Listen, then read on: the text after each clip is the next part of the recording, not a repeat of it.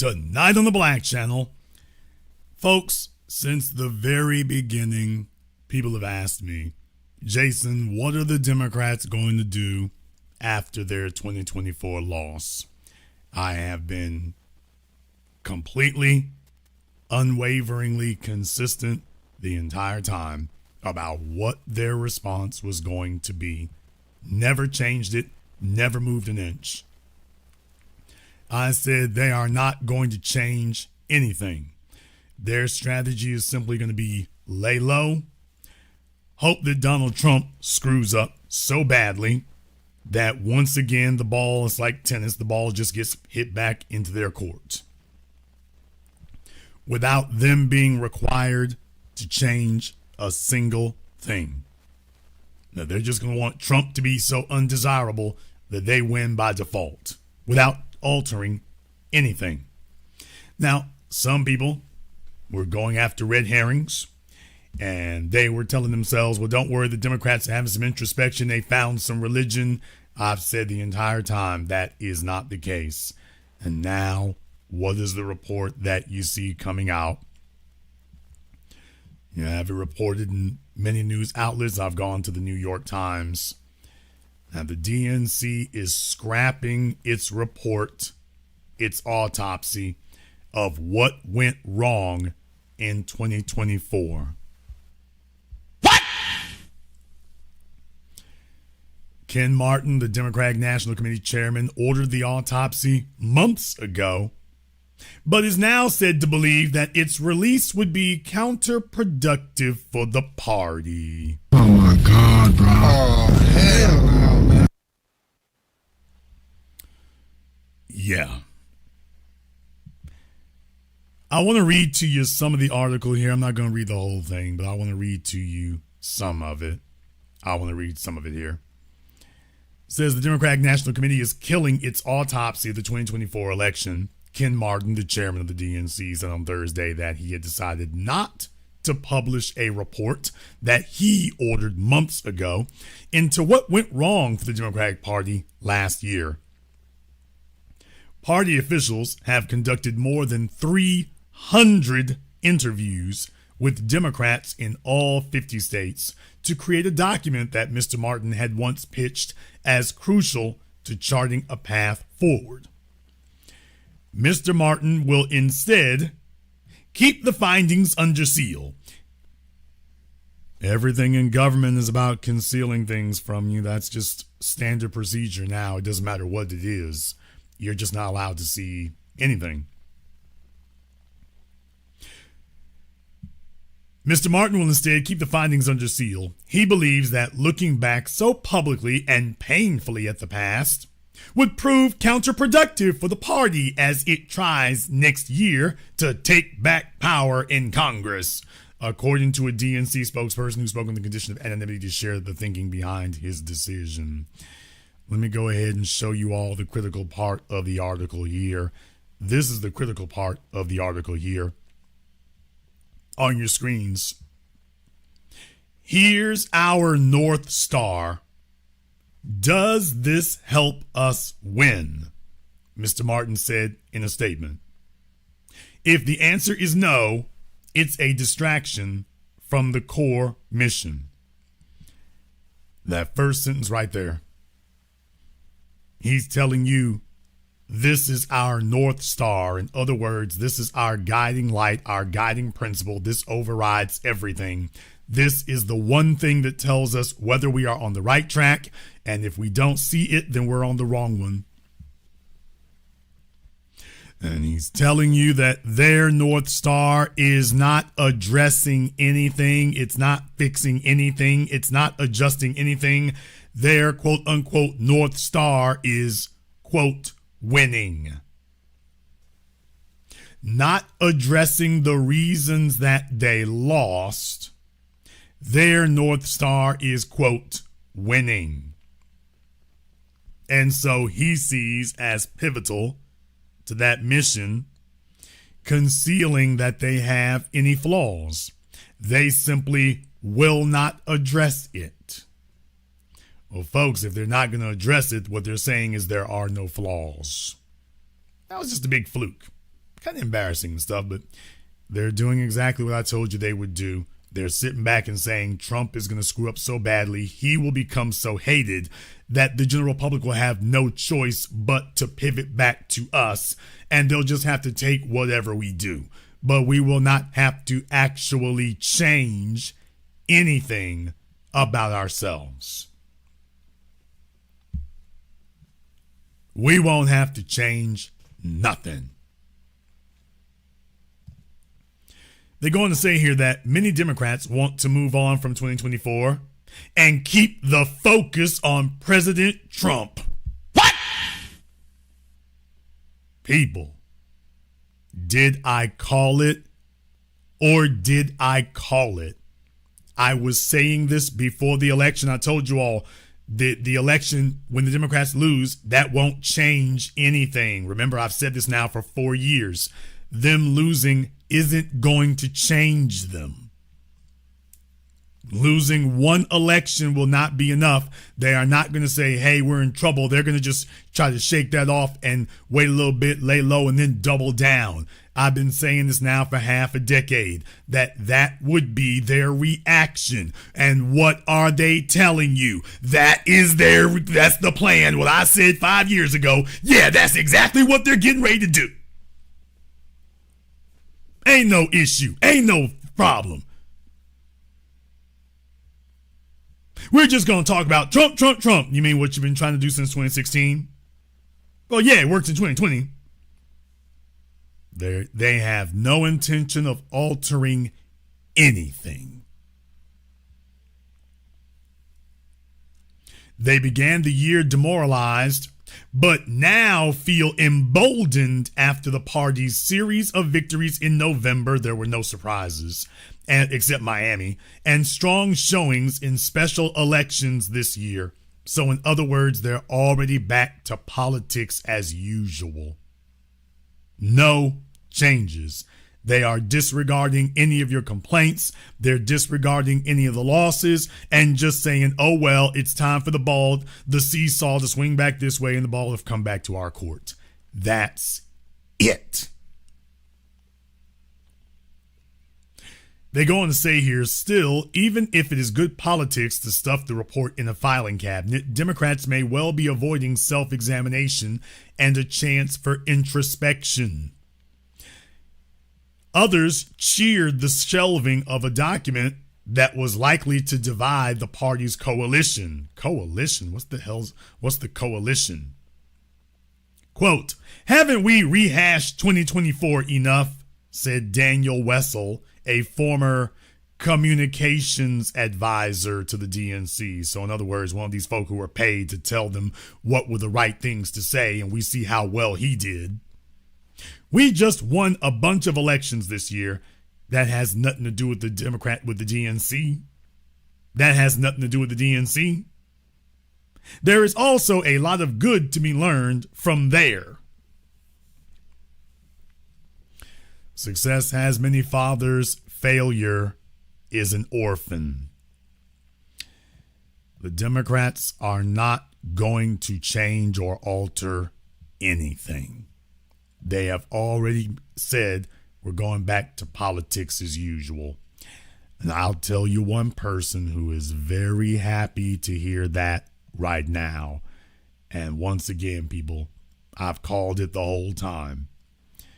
Kamala Harris is gearing up to take another try at running for president. December 10th. In 2026, we will continue to share our stories, build community, fight for the future, in 2026, she says this twice, people. Take a look at this. She's saying it twice. In 2026, we will continue to share our stories. In 2026, the 107 Days book tour will be back on the road. And then you see what she got up here. Do you see the list of cities she has here? New Orleans, Louisiana, Jackson, Mississippi, Memphis, Tennessee.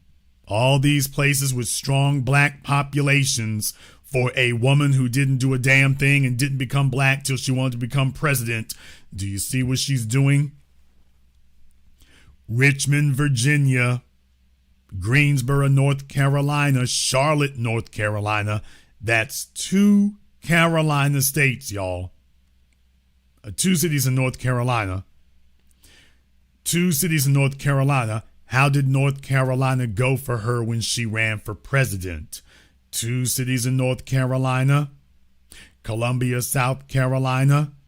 Savannah, Georgia, Macon, Georgia. 2 cities in Georgia. 2 cities in Georgia, people. You think that's accidental? 2 cities in North Carolina. 2 cities in Georgia. Where did she lose, folks? Not 1. Louisiana 1. Mississippi 1. Memphis, Virginia 1. North Carolina 2. Georgia 2. Montgomery, Alabama. Cleveland, Ohio. Indianapolis, Indiana. Detroit, Michigan. Madison, Wisconsin. Oh man, Oakland, California. Sacramento, California. San Diego, California. Anaheim, California. Folks, you know what you're looking at on this screen. You know what you see on this screen.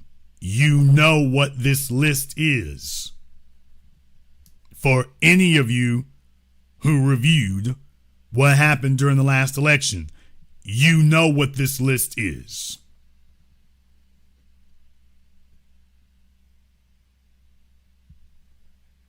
Yeah, she is seriously putting out feelers to make another run. Somebody in the chat room said the Up in Smoke tour. Damn! That was December 10th. She's letting you know that she's going on tour, that she sees a vacuum in the party. There isn't any really strong personality running the party that anybody identifies with. And so she thinks that there's big enough of a vacuum that she can fill it. Not because she's so great, but because there's just this big sucking noise.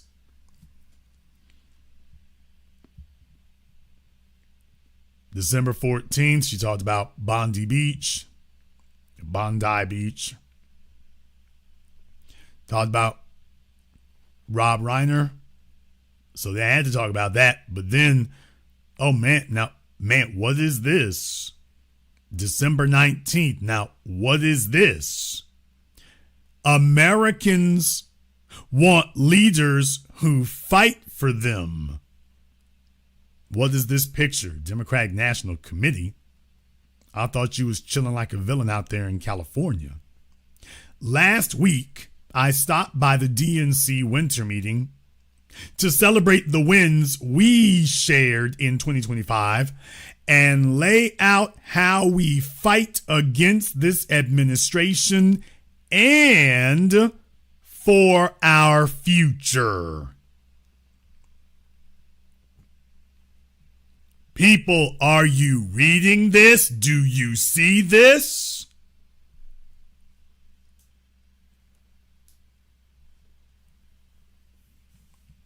Now, she is going to have homemade hell getting the donors to get behind her, but I think I now see what her plan is.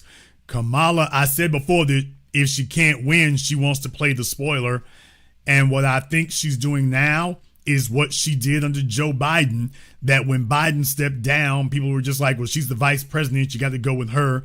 So now she's trying to go visit enough places and get enough of a fan base behind her that so many people will be saying her name by the time anybody else wants to jump in there. So she's trying to circle and create all the buzz around herself. And this book tour is an excuse to go and visit these places so she can have plausible deniability. Oh, I'm not running for president. I'm just, going out to go meet the people. This is a very curious list of cities you've chosen. Very curious list. I don't think the donors will get behind her. However, what I'm letting you know is this is what she's got in mind. She's very clearly telegraphing it, that this is what she's got in mind. She doesn't have Nancy Pelosi and the California establishment behind her.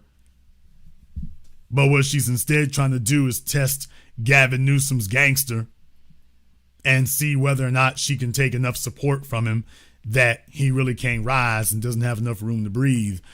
And she's starting early. Folks, this is politicking. Once again, remember, Donald Trump was in the wilderness for 4 years. Did Trump ever stop campaigning?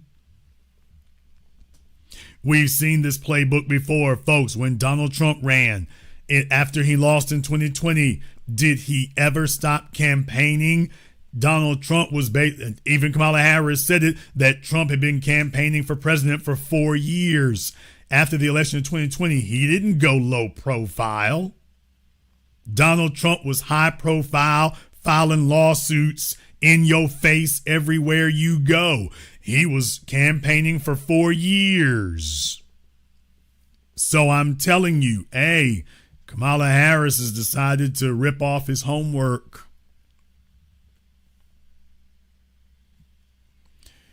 She's decided to steal his homework. And it's very obvious what she's doing, folks. She lost in 2024. She laid low for a minute. She puts out the book. And what do you know? Next thing you know, Kamala Harris, she wants to go on tour. You know what you see here. You know what she's doing. She's prepping the ground and keeping her name at the top of the list. She's doing what she can do to keep her name at the forefront of people's minds. That is what I mean by the Democrats learned absolutely nothing from 2024. They learned nothing. They just were deciding, well, screw it. You all just had a tantrum. We'll just lay low and we'll come back and circle the block a little bit later. We will change nothing. We intend to give you a minute to calm down, and then we are just going to come back and try to sell you on the exact same thing that we said before. There will be no alterations. None. Rinse and repeat. Same old party that you didn't like the last time. We want to see if we can come back and do it all over again. We think that our only strategy is that you all will be so upset with Trump that you'll feel you have no choice but to back us. That's all. That's it. Nothing else. Let's be clear here.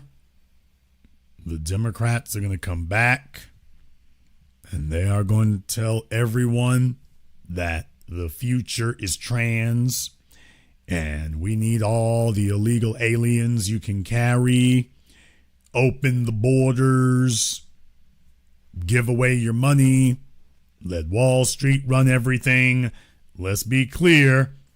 The Democrats are letting you know that's what it's going to be.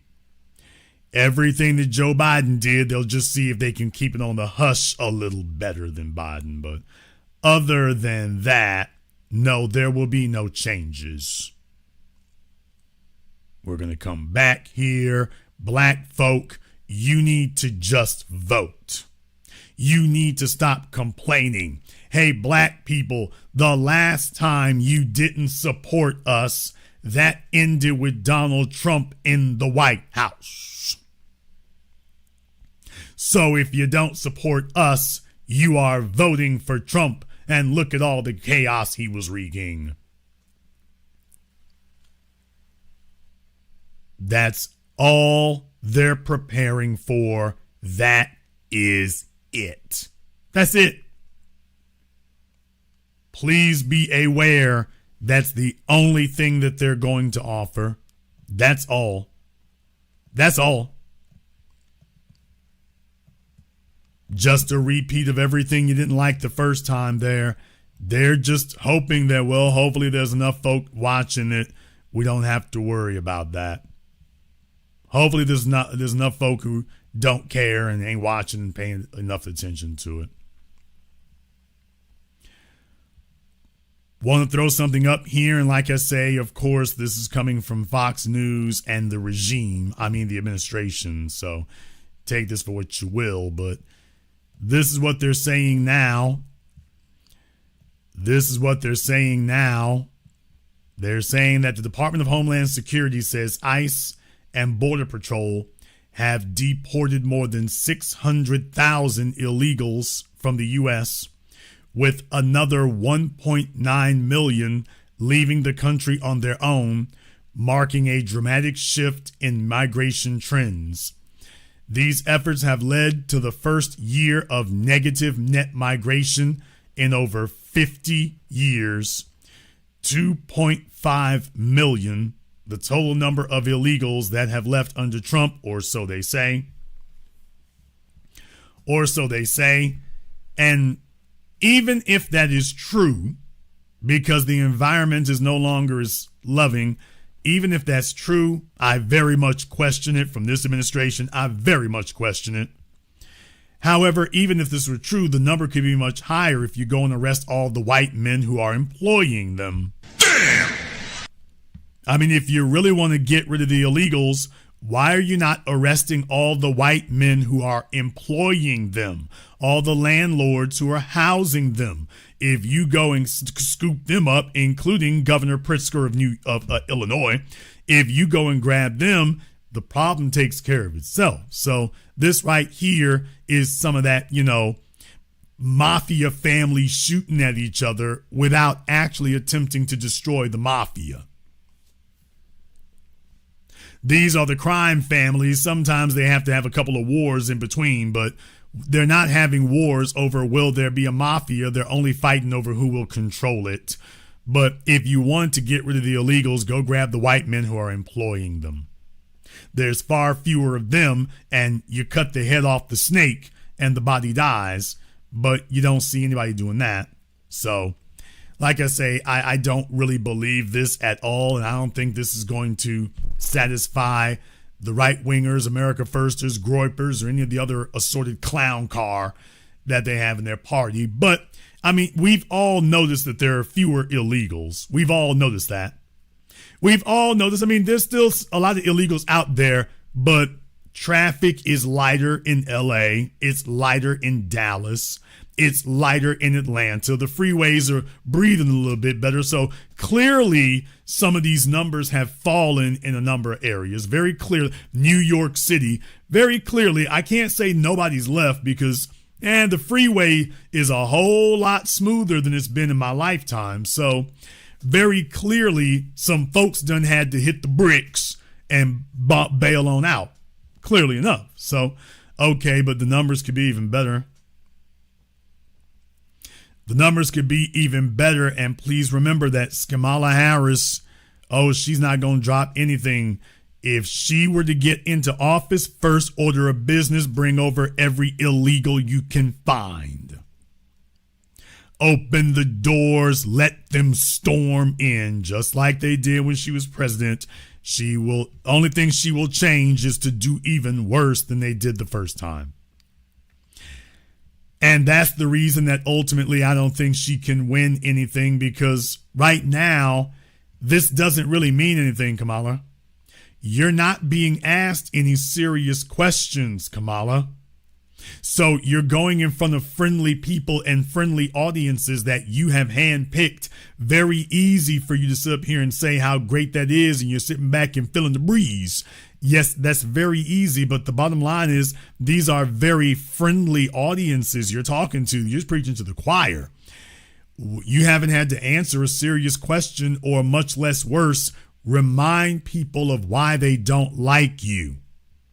You're going to have to remind them of all the bad things that happened when you were there, and that's when the wheels are going to come off the clown car.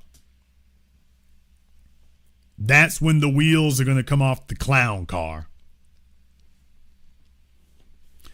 In the chat room, there's nothing about the Indians and the H-1Bs. I mean, Microsoft and them were just like, okay, fine, we'll just hire them in India. What? I mean, with the H-1B visa thing, there was just a report that they've hired 30,000 folk over there. So, no, they're not hiring them in America. They're just hiring them in India. So, yeah. Corporation's gonna corporation. So it's the same old song and dance.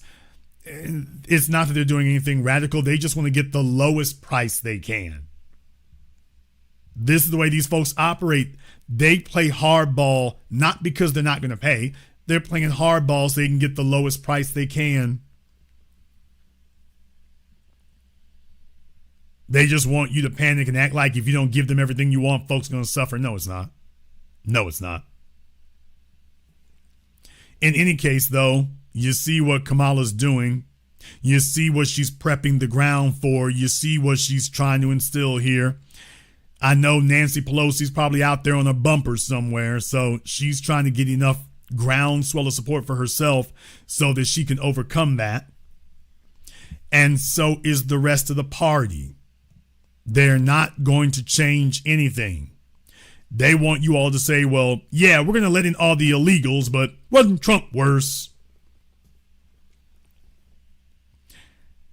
So it's going to be real difficult when they get back up here and start convincing everybody or reminding everyone about what they don't like about them. Now, that, of course, begs the next question. That, of course, would beg the next question. And, of course, it is a suitable and sensible question. In the super chat, Joel C. said, Jason, do you think the Dems can survive without FBA support? If we push and press on them, the answer is no. If we push them and press them on our issues, the answer is no. Because whatever we make the main issue, we are the front runner, we are the trendsetter, we are the leader. Whatever we say the issue is, we are that 10%. By that I mean the new black media. We're that 10%, but there are enough of us that we create the national narrative. Let me be very clear. Donald Trump, after he lost in 2020, was basically running for president in 2024 nonstop. He was campaigning nonstop after 2020. We've been campaigning nonstop since 2009. What? Damn! We are here campaigning all day, every day. We haven't stopped doing anything. So you see, they have to sit up here and try to kick it into gear to generate a conversation. But what they're really doing is intruding on a conversation that we have been hosting the entire time. So while she was sitting back in the cut and laying low, we never stopped talking. Once again, and I know this will seem like an ominous comparison, but it fits. Charlie Kirk understood. Turning Point USA understood. You don't have a snowball's chance in hell of winning in 2024 if you don't just basically campaign nonstop.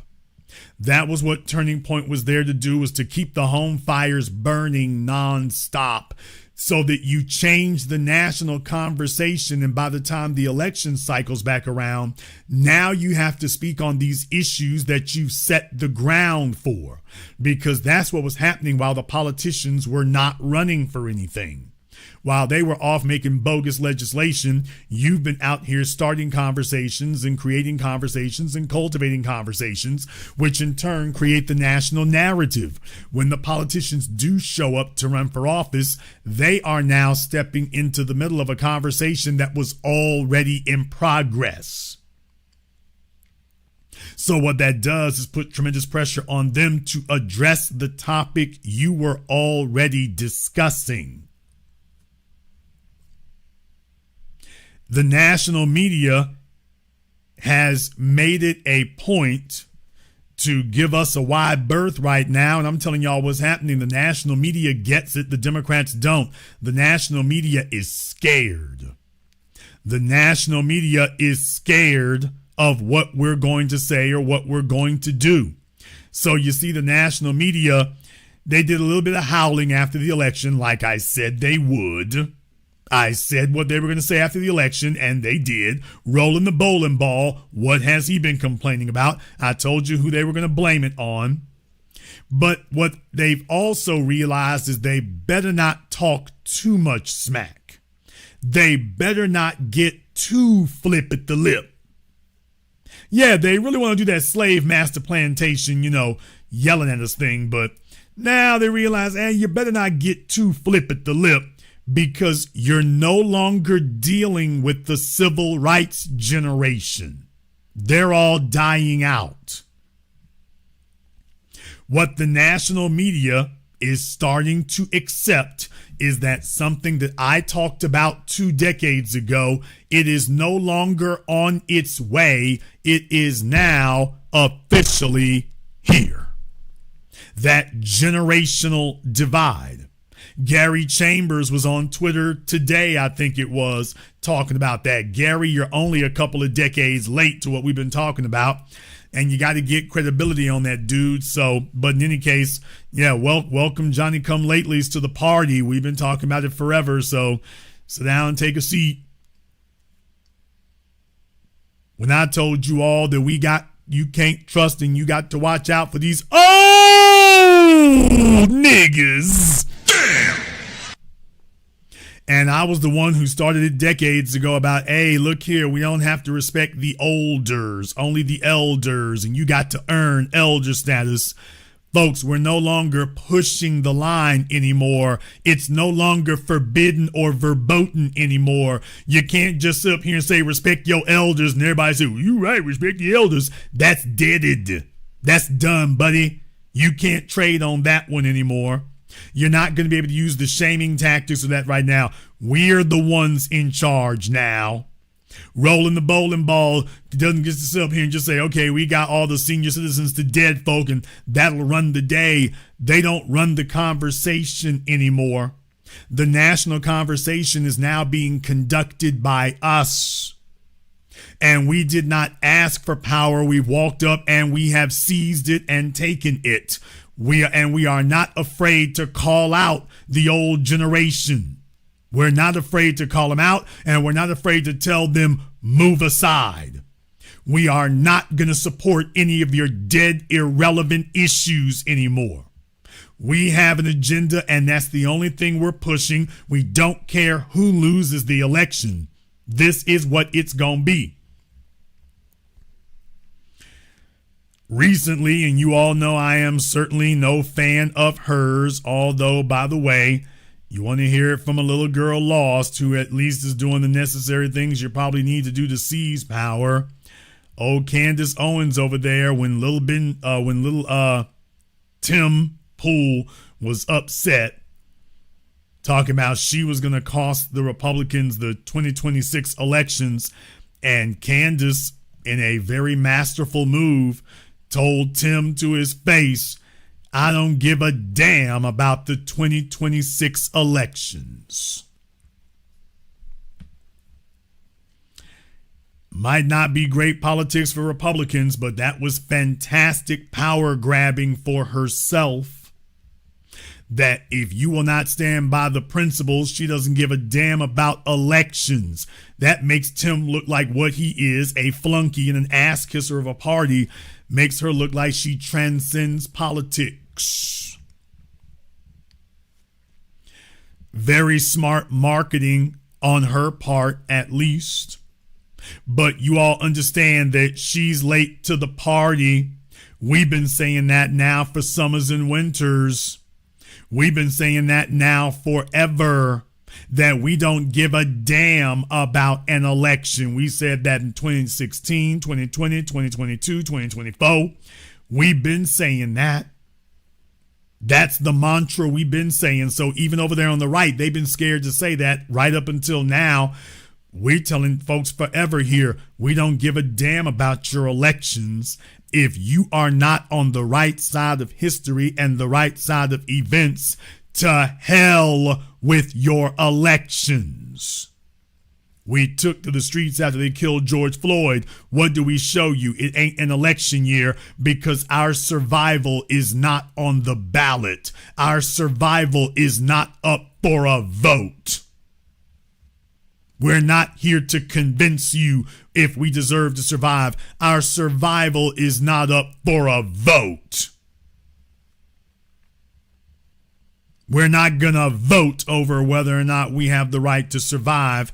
That has already been voted on, and our survival won the election by a landslide, by a shutout.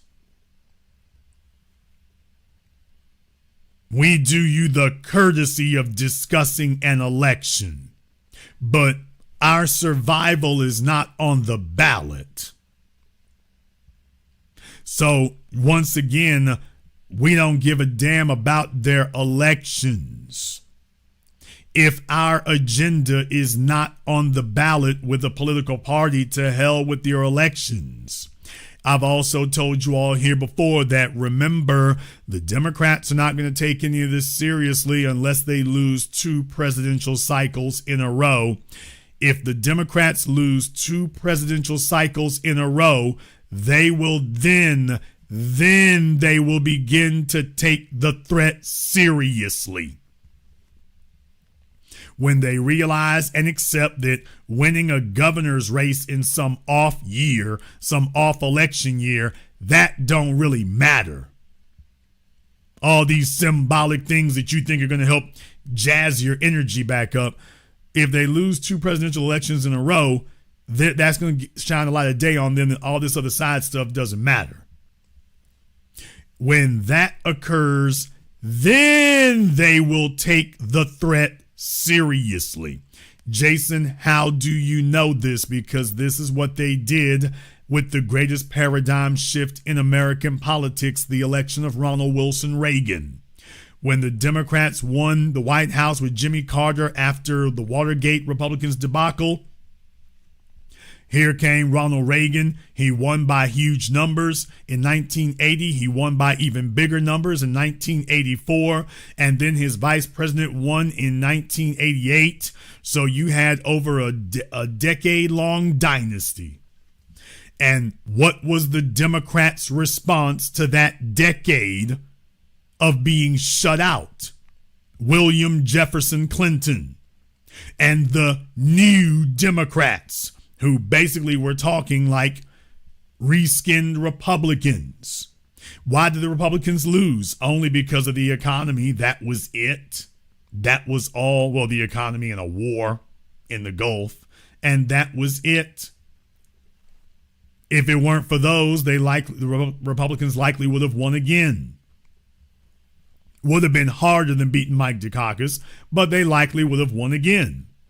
So it is only because that occurred. And that's all. But when the Democrats got shut out and couldn't get back in, they found some act right. George W. Bush wins the White House. He wins again. And Barack Obama basically adopts all of his policies except the war in the Gulf. He backs the bankers. He's deporting people. So Barack Obama was essentially a reskinned Republican.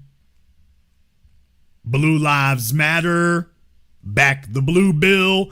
So he was basically a reskinned Republican. That was the Democrats' response to being cast out and exiled into the wilderness for 8 years. We've seen this before.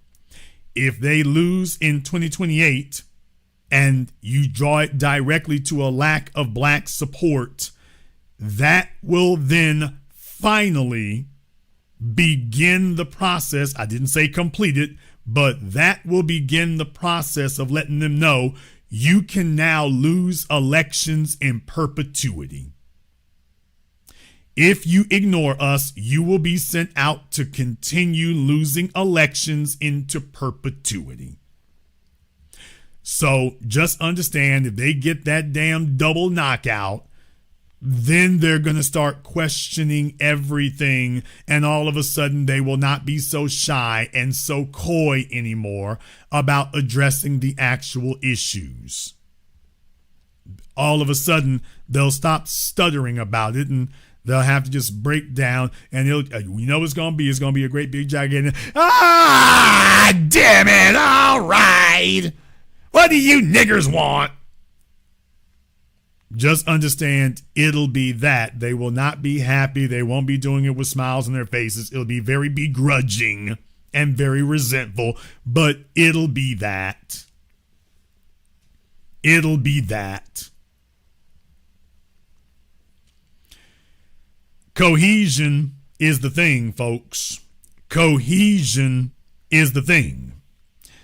The thing that we need to stay focused on is cohesion. Now, the reason that you all come to me is because, as your anchorman of the new black media,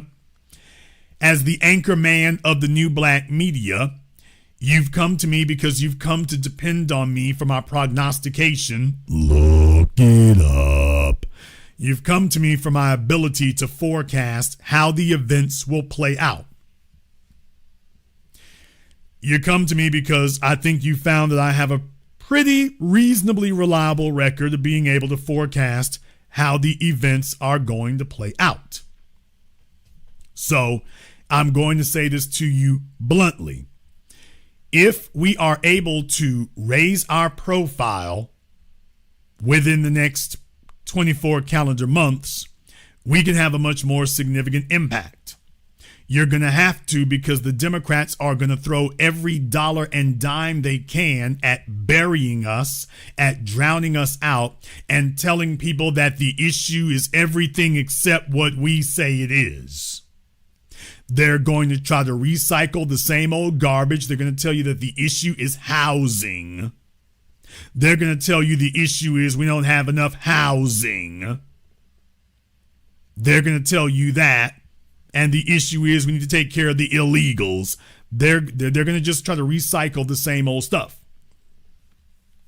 Which means that we are going to have to push extra hard to keep ourselves at the forefront of the conversation.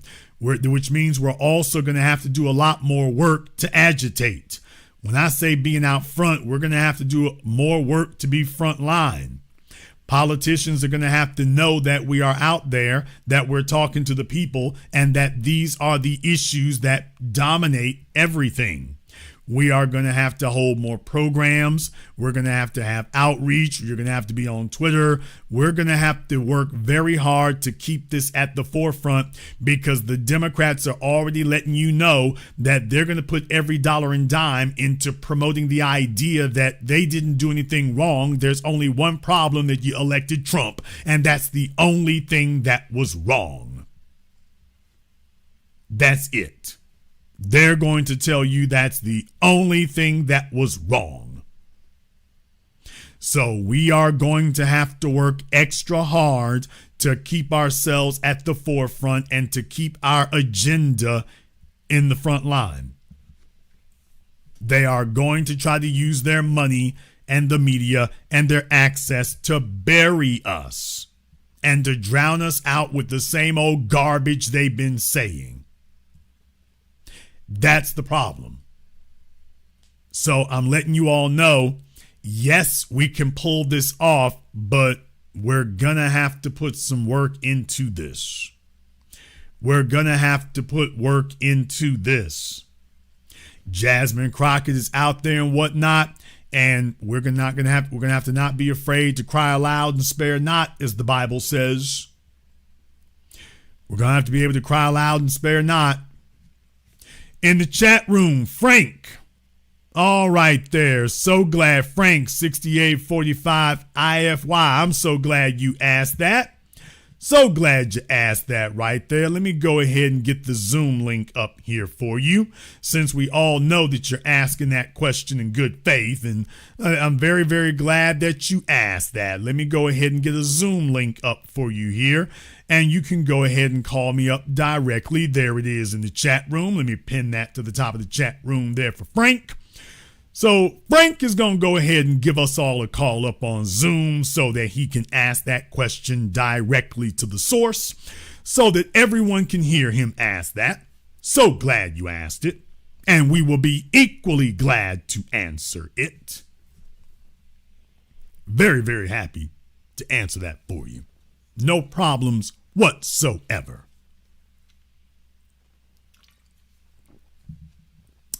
You got to remember here, folks, and that, by the way, that's just me over here getting ready to Pepto.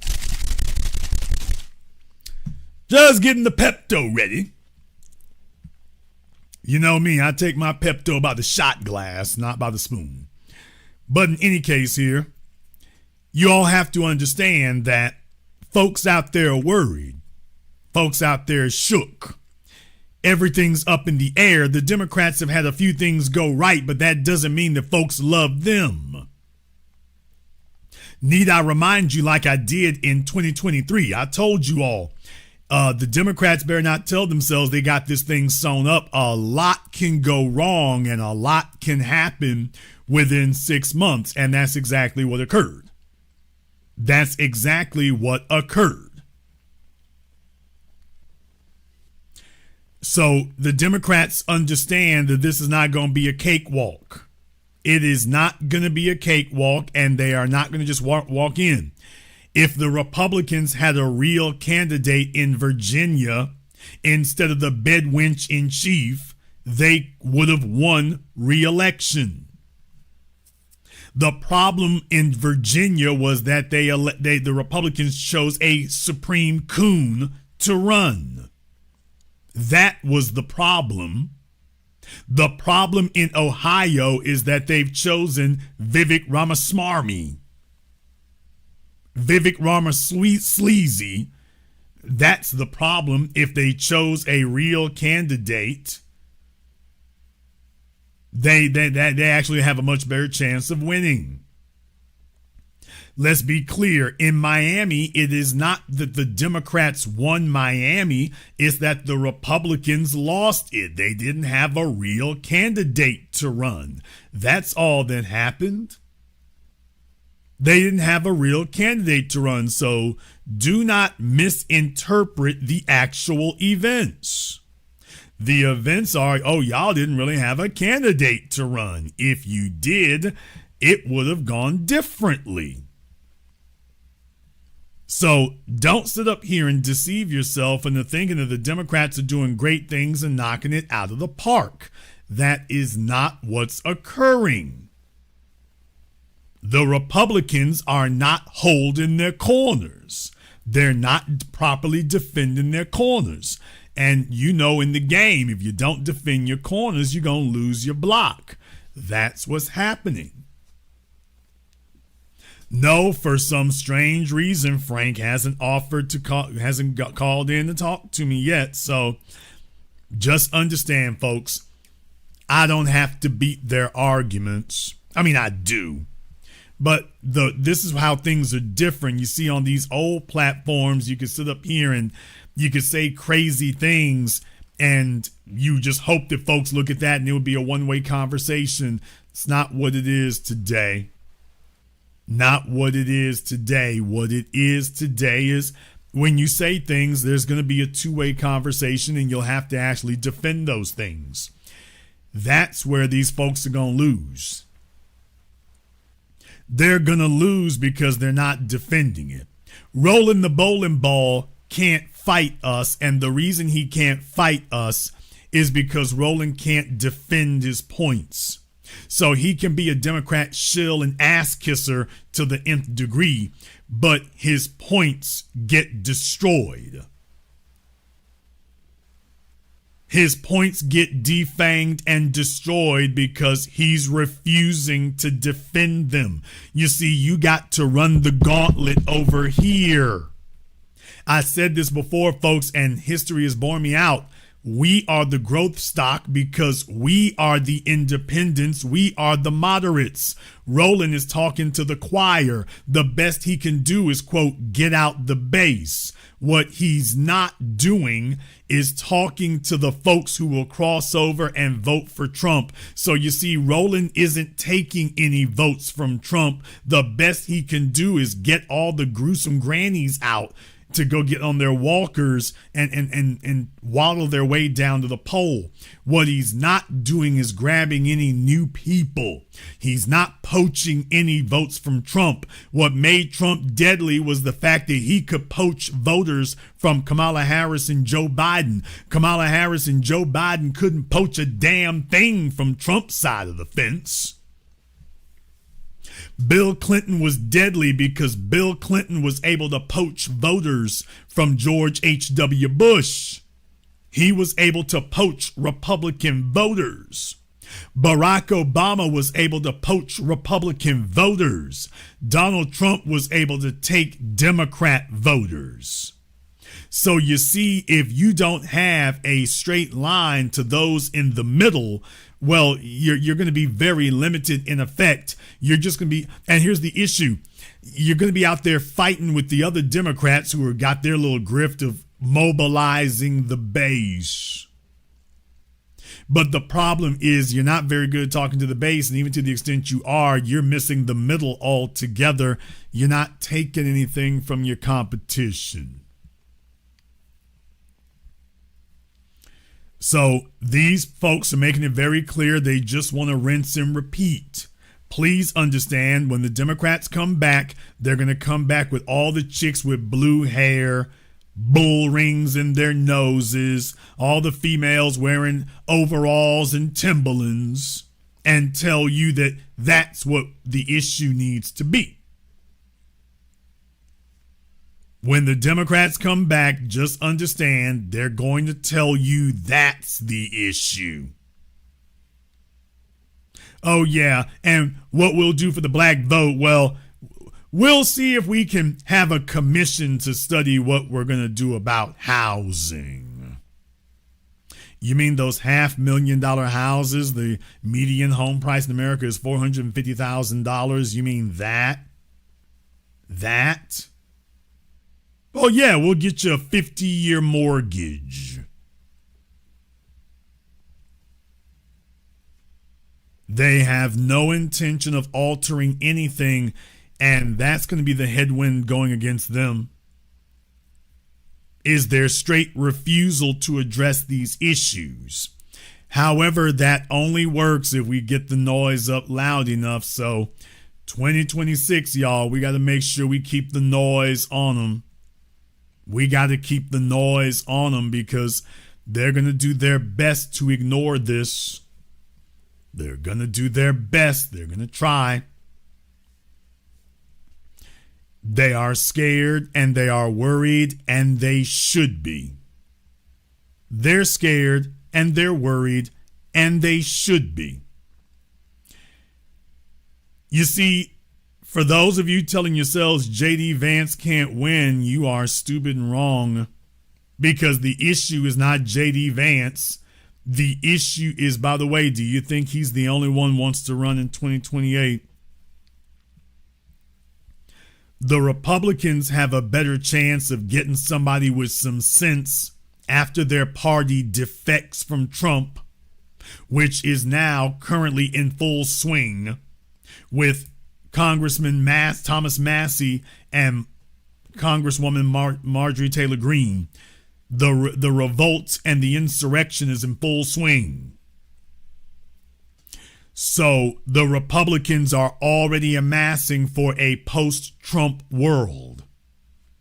Everybody is already staking out their claim and positioning themselves for how they gonna move in a post-Trump world, which I told you all was going to happen as soon as Trump was elected. I told you then. So The Republicans are trying to figure out who is going to be Trump light. That's going to be the candidate they go for, is Trump light. Trump, but a little less crazy. Ron DeSantis, you can forget about it. Dude, Ron DeSantis thinks he's angling for another run. No, you're not. Ted Cruz, if you don't sit your ridiculous ass down. Marco Rubio. Well, Marco Rubio, I don't think he's gonna run again. I think he's cashed out. I think that run for president broke him. I think it broke his little spirit. But what I'm going to say is that they got him so knee deep off in Trump's foolery now. Marco Rubio, if he runs for president, he'll be spending all of his time defending what he and the Trump administration did. Remember, he's not some outsider supporting Trump from the Senate or the Congress.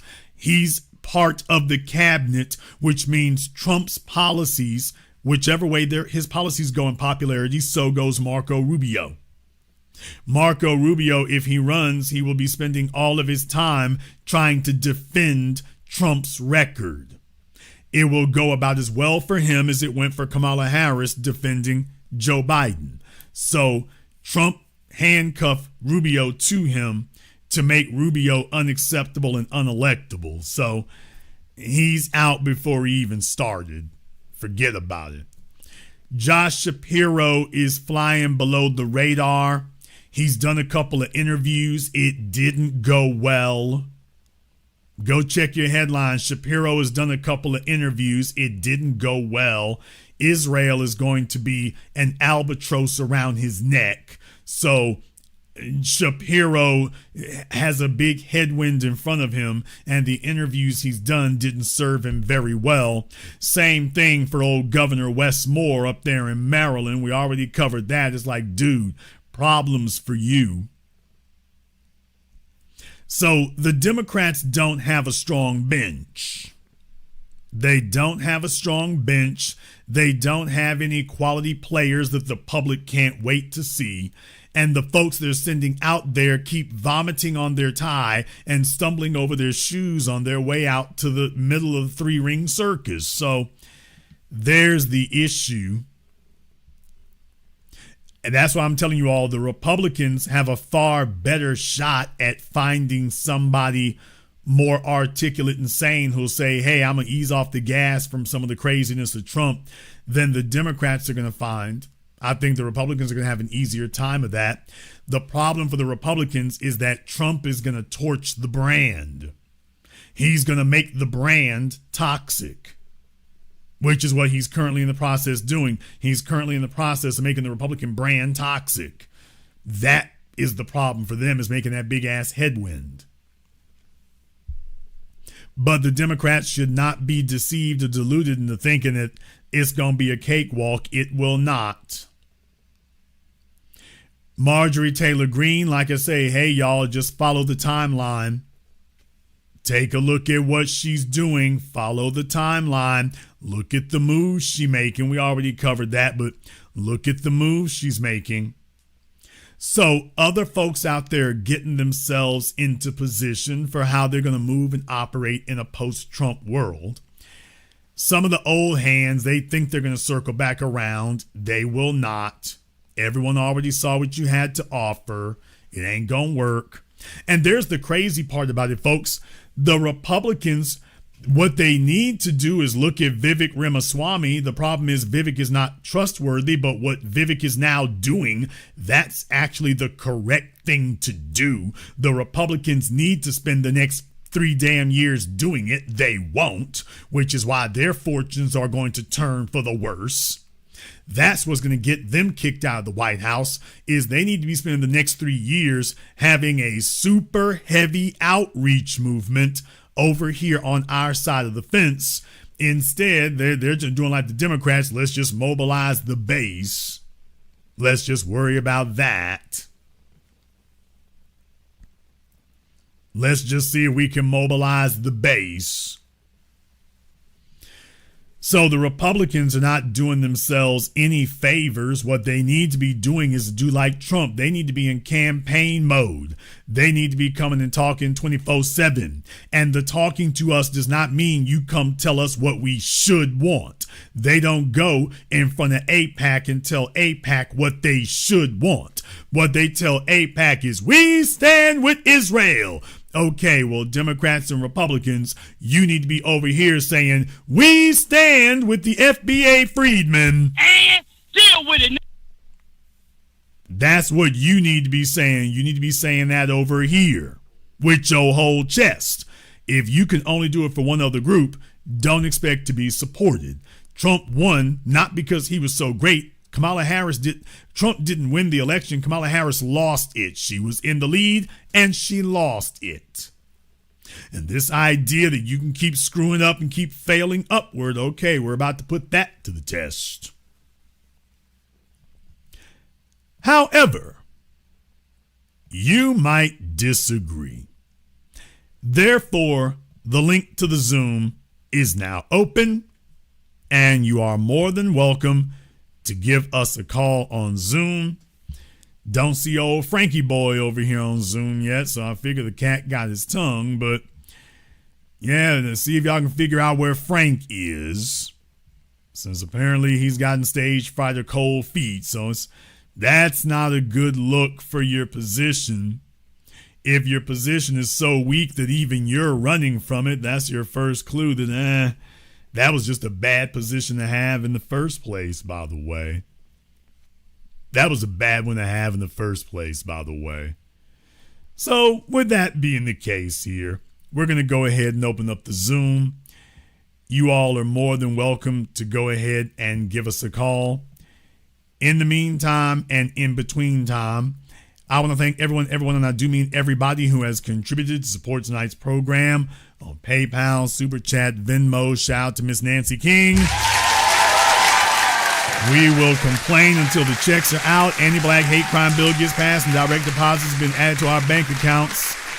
That's what it is. To Ray the King 6, let's be clear, I'm not going to sit here and say I'm going to do something that's only going to benefit black people. No.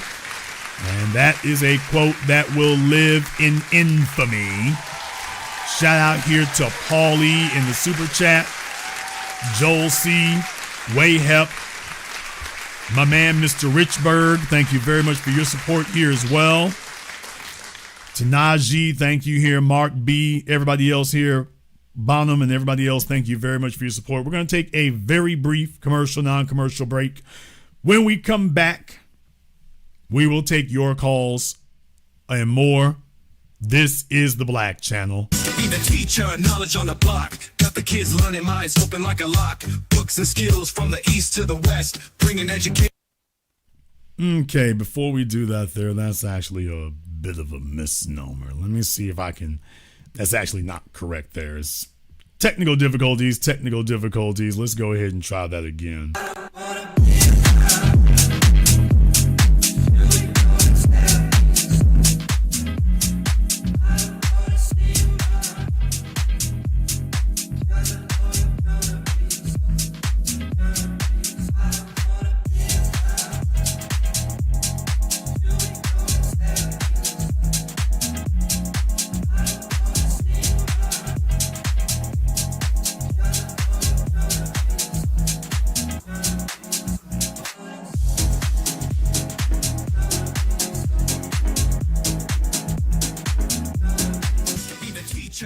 On the block, got the kids learning, minds open like a lock. Books and skills from the east to the west, bringing education, yeah, we're simply the best. Classes on fire, brains burning with desire.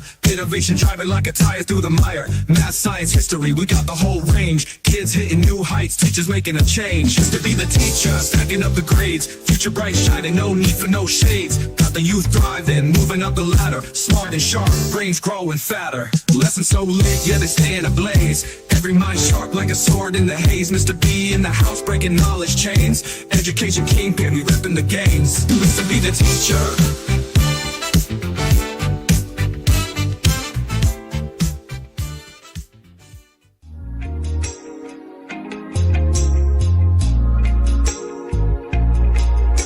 Order yours today to experience all the benefits of Ash Kickin' Body Butter.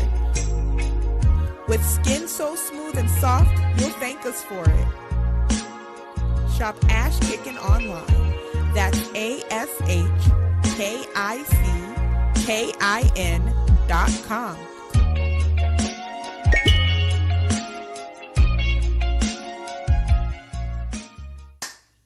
Hi, this is Brenda Starr, creator of Poetry with a Purpose and author of the book Pressed But Not Crushed. Pressed But Not Crushed is an anthology of political poems that address current and historical issues in American descendants of slave population and African American population. The book describes slaveries and its residuals, Jim Crow segregation, social depredation, and other relevant issues to American descendants of slaves and African Americans, including the current political climate that does not address our issues.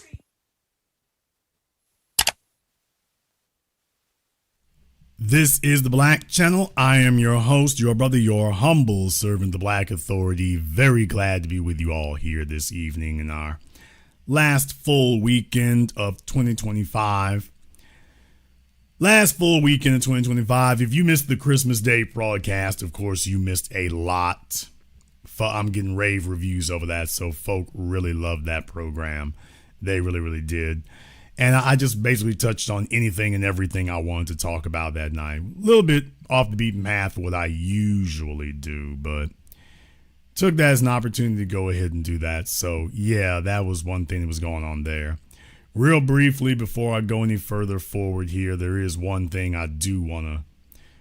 I just feel like it's incumbent on me to touch on something here because everybody was talking about Nicki Minaj and whatnot. I'm like, okay, that's great. Folks were talking about that, but there was something else I was looking at instead here. I was really taking a look at this, and I'm like, wait a minute, Andrew Tate.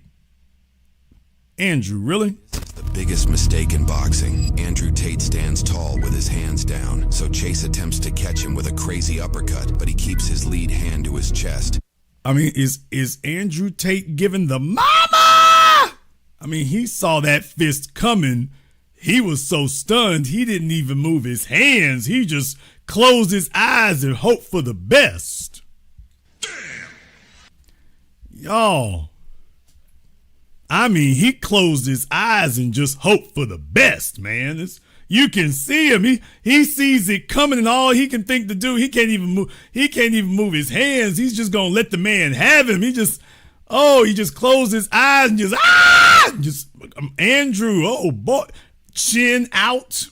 By the way, y'all, one thing, hands to the side, chin out, eyes closed. I'm like, whoa, okay, what kind of training camp was this? Tall with his hands down, so Chase attempts to catch him with a crazy uppercut, but he keeps his lead hand to his chest while holding his chin up high. However, instead of punishing Chase or even moving out the way, Andrew freezes and closes his eyes, so the uppercut lands clean and almost knocks him out. This is the biggest mistake in boxing. Oh, and did you see how he wobbled around there at the end, y'all? Did y'all see what that left leg did? Way, Andrew freezes and closes his eyes, so the uppercut lands clean and almost knocks him out. This is the biggest mistake. That left leg went drunk. That left leg said, hey, anybody get the number of that bus? And did anybody get the number of that Greyhound just hit me? Anybody get the license plate number on it? That left leg said, oh, forget about it. Boxing, Andrew Tate stands tall with his hands down, so Chase attempts to catch him with a crazy uppercut, but he keeps his lead hand to his chest. This is a fight clinic of everything you don't do. While holding his chin up high. However, instead of punishing Chase or even moving out... the man telegraphed the damn punch. He emailed the punch. Andrew Tate had time to walk over to his corner, check his Apple phone, check his iPhone, check his emails. And, hey, man, I'm throwing the right uppercut here. Okay, thanks, dude. Top G. The dude emailed the punch. He didn't just telegraph it. He emailed it and texted. Hey, did you get my email? I sure did. Okay, get back on out here then. Andrew freezes and closes his eyes, so the uppercut lands clean and almost knocks him out. Somebody in the chat room said he did the stanky leg. What? You know you wrong for that. Somebody in the chat room said he did the stanky leg. Why are y'all doing that? Why do we have an internet if this is the way you're going to use it? If this is the only thing you're going to do with the internet, why do we have it if this is how you choose to utilize it? In any case, by the way, here's the killing part about it. Dude, in boxing, Andrew Tate stands tall please with his tell hands me, down, so chase it. Please tell me that you are not about to lose a fight to a dude with pink gloves. Nigga, what? People, come on, the top G can't lose a bout to a nigga with pink gloves. How do you go and flex in front of the ladies and tell them that you got knocked out with pink gloves? A dude with pink gloves. Old boy is showing you he got no respect. No respect whatsoever. He's like, I'm going to beat the brakes off you with these pink gloves. Dude, you can't lose this fight. You just can't. He got pink gloves, bro. You can't lose this fight, man. Yeah, and a man bun. What? Dude came out with pink gloves and a man bun. Dude, you better fight like your life is on the line. You cannot lose this fight. You do not want to go down in history with this being the footage. You cannot lose this fight. You can't. You do what you got to do. Take steroids, put a brick in your gloves. What? Do what you got to do. But he coming out here with a man bun and pink gloves on. You cannot lose this fight. You cannot. You can't do it. You can't do it. Then he proceeds to do it. A crazy uppercut, but he keeps his lead. Folks, I know he's sitting there like, here comes the pink glove. And it's just, I would be doing the same damn thing if a nigga about to uppercut me with pink gloves. Oh no, this is what my life was? Your life is flashing before, to the ladies, y'all don't understand this. As a man, your life is flashing before your eyes. Your life is flashing before your eyes. I'm about to get knocked out by a pink glove? Wait a minute, this wasn't on the bingo card? Into his chest while holding his chin up high. However, an old dude that Andrew he just closing the eyes. You know it's coming. It's just, every meme in America, every meme on the internet, every GIF on the internet, here it comes. Before you even get hit, folk are already making their GIF images so they can share them on Twitter. Moving out the way, Andrew it's like, yes, you are going viral. The uppercut lands clean and almost knocks him out. That is exactly what's going to happen. You going to go viral. And that is exactly what the man about to do to you. You going to go viral with this glove right here.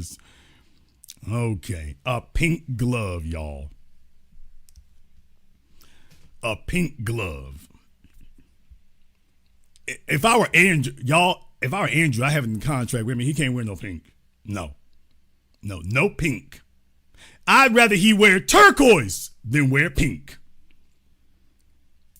We are not about to have a boxing match and he got pink gloves on. This will not occur. I would have just sat there in the corner. I'm not fighting him till y'all change them gloves. I am not fighting him until y'all change those gloves. You have to change those gloves before I do anything. I'm not walking out there. That would be like me having an MMA fight with a dude wearing a Speedo. What? Damn! Nigga, what? Yeah, that would be like having an MMA fight with a fella wearing a Speedo. Or a fellow wearing a G-string. No, I'm not doing this. No, get them gloves off. Yeah, we can start the bell right after y'all fix this wardrobe malfunction. Right after you do that.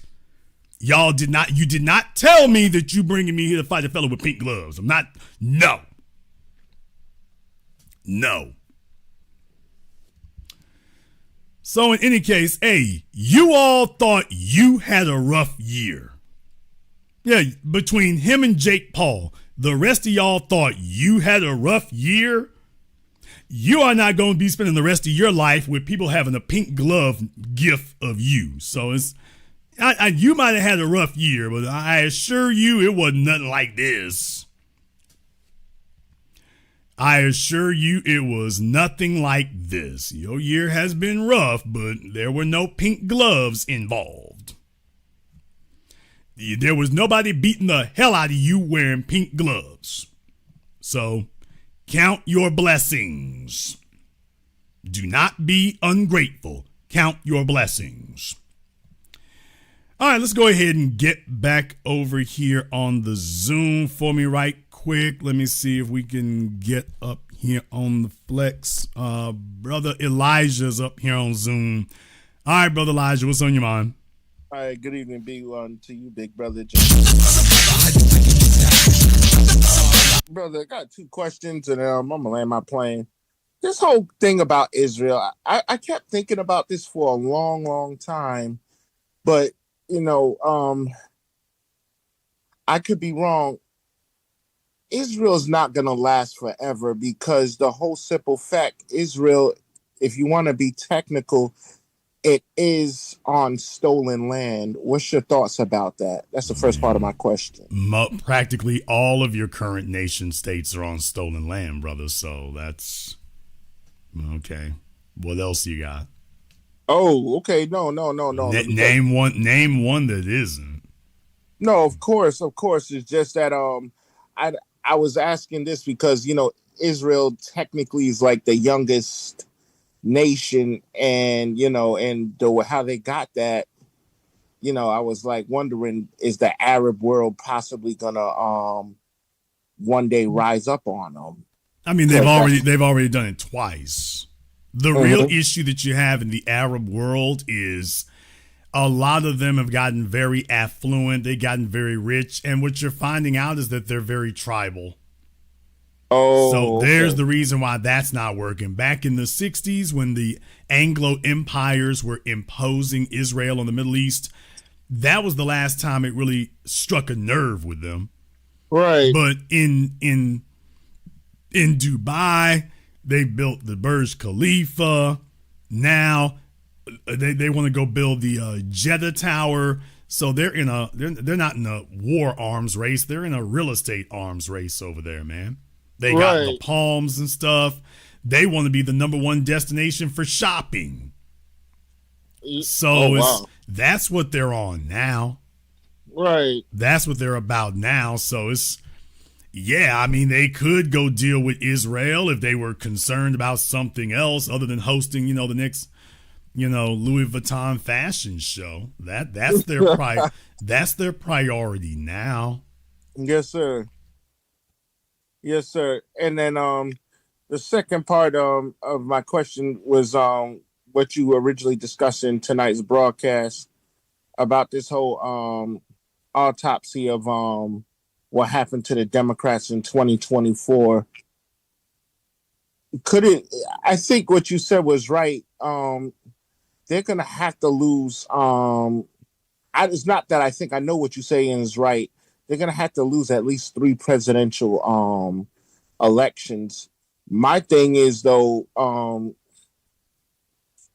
I know they're prepping J.D. Vance. The thing that's scary, what if he goes up against a Gavin Newsom and then Gavin Newsom wins? And I'm not caping for no racist, nasty-ass bastard like here's the issue that he'll run into. Okay, At please. some point, you're going to have a microphone put in your face when the issues matter and you're on the ballot, and you are going to have to tell the world what are your positions and what do you stand for. Yes, sir. Now, that's where the wheels are going to come off the clown car. Yes, sir. When you have to sit there and tell these people what it is you stand for. And Yes, sir. when Gavin starts talking about girls and boys playing in girls' sports and what's the big deal and let over the illegals, and once he starts, and we should have America's overpriced as California because look how great that's working. Mm-hmm. So at some point, you're going to have a microphone in your face and you're going to have to answer those questions. Now, Yes, the sir. problem is that both of them are going to have equal issues. That thing with the young Republicans, where they sat up here doing all that racist stuff and J.D. Vance talking about, well, boys will be boys. Man, I'm just letting you all know he's not going to get away from that one. The media is already geared up as far as they're concerned. Oh, don't worry. You going to see this one again. Yes, sir. So the media has already made it very, very clear from what I've seen. If JD attempts to run for president, they plan on hanging that one around his neck for the entire campaign. They intend on doing that. Yes, sir. So all these crazy right wingers and Nazis and stuff like that, and Nick Fuentes and all that, JD has done nothing about that. They are going to, bury him with it. They're making it very clear now that that might happen, that will happen. So it's going to be a rough ride for whoever jumps up there, for all the incumbent people that we currently see. Yes, sir. And what I'm saying is that that's going to motivate, any dark horses out there. That'll motivate them because they're going to see just how jacked up the field is right now on both sides. No one is enthusiastic for Gavin Newsom. No one's enthusiastic. No one's excited. And remember, he's doing the same thing as Kamala Harris. He's going around touring. For what reason? And Kamala Harris, same thing. But there's an enthusiasm gap. And eventually, he's going to have to come talk to the people. And when he does, in white society, they got a bad taste in their mouth about him because he's so damn phony. In black society, reparations, need I say more. So there's going to be the headwind for him. Thank you very much. Give us a call tonight. Let me see if I can get Richard up here on Zoom for me right quick. All right, Richard, what's on your mind? Looking at this whole thing, either party, I believe it's a uniparty, and it's a puppet show. It really doesn't matter. And you called it out correctly. You were one of the first people I know to reveal that Obama. He came in there, same agenda. The agenda has not changed, so it doesn't matter. Now, these personalities, either one can come into power, but it's going to be the same agenda. And they're not looking to do anything for FPA, no matter the things that you've taught locally about businesses, working with people in your area and cooperating on that level. You're going to have to build it, the pyramid. You can't build the pyramid from the top. So what I'm saying is the United States is not a republic. All this is very sound if it was a republic. It is an empire. They're going to do the things that they need to do for the empire. And starting nobody, black or white, wants to be fighting in Venezuela or starting these wars or bombing Nigeria and stuff like that. So the people are immaterial. We just knew it all along. The white people are just figuring it out. Yeah, in America, they've got these agendas running. You're absolutely right. It's been an empire and they're running it like one. And they're really, everything they're doing is focused on maintaining the empire, which gets very, very difficult when you don't have support from the bottom. There's the real thing. Everything you said is very prescient. You can have Elon Musk on your team, but Elon Musk is one man. Elon Musk is not going to join the military and fight your wars. Elon Musk is not going to go to your factories. Elon Musk is not going to work overtime, sleep in the parking lot because he can't afford a house and work overtime to keep your businesses going. So you're going to have to make some changes that are not going to benefit him and the dudes at the top who, quote unquote, run the empire. That's why the empire is failing. That's what's happening. The multipolar. That's why BRICS is rising. The petrodollar is dying. All the things they put on, and they're being punished for what they did to us. Really. And they're going to go into hyperinflation and pay us reparations with a worthless dollar. So that's what I'm saying. The thing is, we look out for our people, like the business principles you put out are working for it with each other on this level, and this the whole thing. And I'm not with this war with Africa. The only place Pan-Africanism ever worked was in the hull of those slave ships. We had the concept of Africa being all together because we came from all over Africa. We put it together. Hey, we got to work together against white supremacy, and that's what we did. That's why there were the the together black people on the planet. Africa never got that way. So that's where it existed. That's the thing about, we have a problem with that. But one thing I know they will never do, this empire will never let us touch that continent of Africa, because we would put it together and it would be an empire, and that would be the next power. Well, so that's why they're always going to separate. America, I mean, you make a good point in one regard. America's always told black folk, America loves telling the world about how terrible Africa is. Meanwhile, there's white folk all over it. Malcolm X said the white folk all over living like kings, and white folk are all over Africa. So they tell you don't go there, and meanwhile they have absolutely no problem going there. But here's the issue: it is not America that's preventing us from doing anything in Africa. It's Africa that's preventing us from doing anything in Africa. Well, you know, some Africans, and what's happening? Brother, same generation, some Africa. No, I'm talking about the same generation that's rising up over here is rising over there. And that's go Ibrahim Traore on some of these other countries, they don't get better, but we'll see. Brother, that's wishful thinking. We'll see. Time will tell. Brother, time is already telling you right now. We see it right now. It's changing over there. That's why they're trying to wipe. That's why we're bombing over there now. Okay, it's brother, not because they own Africa. If Africa is changing, it's only becoming more African. Let me explain to you, brother, since apparently you don't have the information. Let me go ahead and get that to you. I want you all to understand that if you go on Twitter right now, you can go look these things up for those of you who don't know. A lot of these folk are passing around some meme or something saying that by 2100, most of the world's new births are going to come out of Africa. That's 75 years from now, even if you would accept that math. But okay. You go on YouTube and you got a bunch of folk from Africa talking about home building and this, that, and the other. So there's a whole lot of hyping going on about that. And what I'm saying, brother, is that it doesn't matter what level you're dealing with. Here's the only metric that matters. Get this very straight.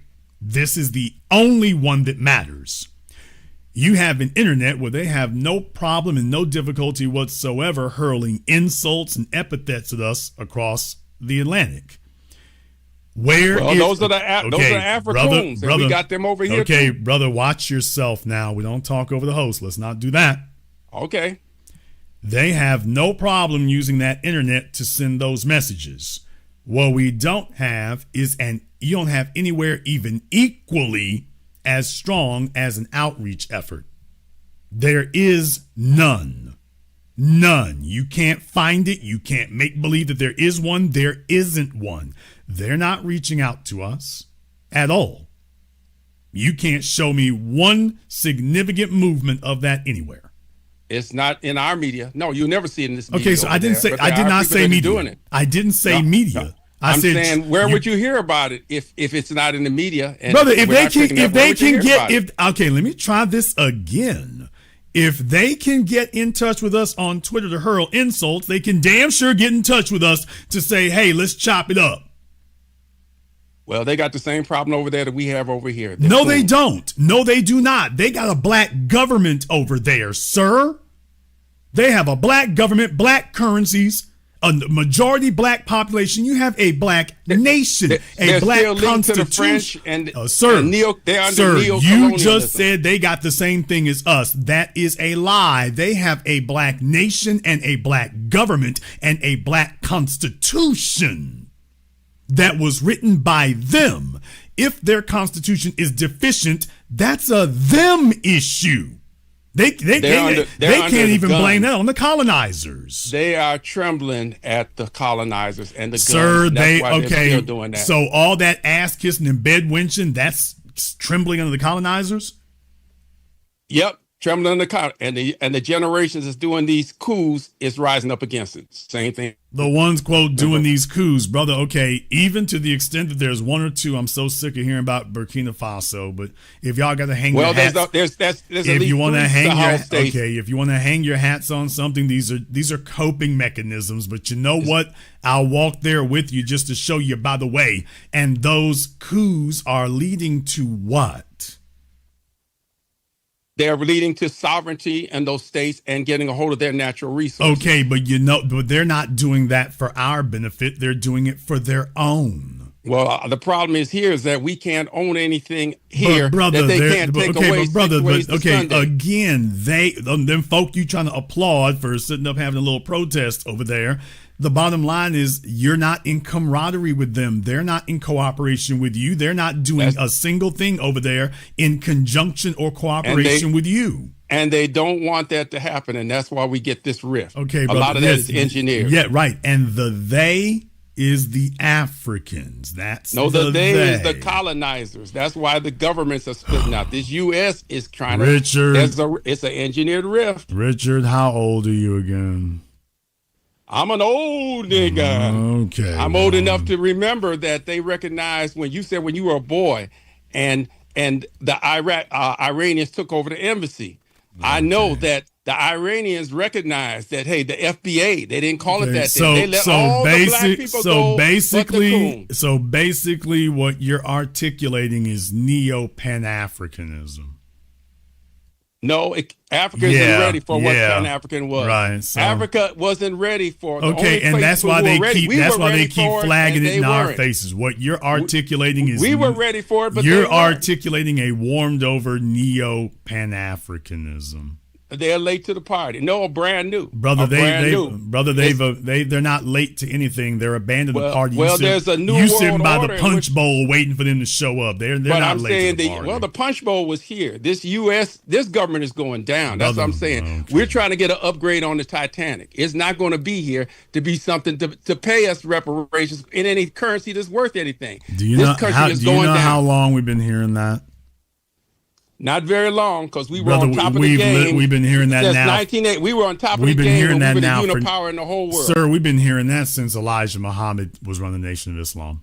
No, not that long. I was around then. Elijah Muhammad said the exact same words. They weren't talking about it. Was not close to it. We didn't have a currency fall, and we didn't have this debt in the world, and we weren't taking L's all over the world and all these wars. Sir, do you know what quote unquote happened to the debts of Nazi Germany for World War I and World War II? How about the collapse of Russia and their hyperinflation debt? How about Japan? Russia's doing pretty good now because they got their people and rebuilt their economy. 30 years ago, that was not the story. So as far as, quote, currencies devaluing, I just named for you 4 nations that's happened to. How'd that turn out? Well, I'm saying it's not going to turn out well I just named 4 nations that happened to. How'd that turn out? How did that turn out? It turned out in a whole new world order. Okay, and just like this will be a new world order, and the U.S. will not be on top of it. So at the rate we're going. So you fixating about, quote, currency, that's a red herring. Thank you very much for giving us a call. At least he is in touch with his old niggism. So at least he knows where he stands in the pecking order. So at least he got that. So. How old are you? I'm one of the old niggas. Okay, well. All right. At least we got that out of the way.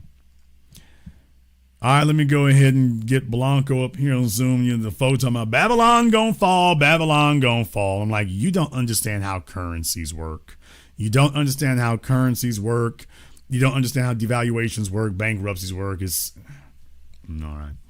All right, Blanco, what's on your mind? Hey, Jason, what's up, man? I'm reminded, watching this entire broadcast, I'm reminded that Les Moonves years ago, and I remember you covered it, he says to an entire crowd of a whole dinner, Donald Trump may be bad for the country, but he's great for CBS. So it's taken them 10 years to maybe be on the opposition of him, but I thought he was stupid. I thought that anyone could come up with any policy that was better than Trump. But to your point, they need to just keep the fight with Trump on a culture war level. Because remember when Bernie Sanders was on the Breakfast Club, they didn't even finish the question mark on the question. They said reparations for black. No, absolutely not. So it's in the establishment's best interest to just have these basic arguments that go nowhere. Yeah, ultimately. Look, the issue for them is when we say reparations, the bottom line is we are no longer interested in discussing any type of trick bag indirect benefits. Because we already know you are running game. We don't want to have a discussion about any type of indirect benefit is a non-starter. Bernie Sanders can't rise because if he sits down and talks to us, we're going to be like, when we talk to your people, Bernie, everything got to be direct benefits. We want to have that direct benefit conversation. And then Bernie wants to immediately tell you about the indirect benefits that they can arrange for you. And it's like, okay, well, we're going to give you a direct not voting for you. How about that one? So that's the bottom line, is we're not going to have any roundabout conversations, no more indirect conversations, no more, well, this disproportionately help y'all. No, when they use those words are toxic now. They're poisonous now. Now, I didn't say they're going to not try to dust them off. I've been telling you all for years, they keep trying to put a new spin on it. They come with social justice, civil rights became social justice, environmental justice is social justice, racial justice. Get the hell up out of here. So that's what we're watching about now. They just keep coming back to test the waters to see how vigilant we are. I believe that we have convinced them that this is our agenda now. That if they come back and talk to us next month or next year, this is going to be what we're going to open the discussion with about. So I believe we've succeeded in convincing them that the national conversation for black people has changed. We don't want to hear about scholarships. We don't want to hear about integration. We don't want to hear about the environment. We don't want to hear about other folks' issues.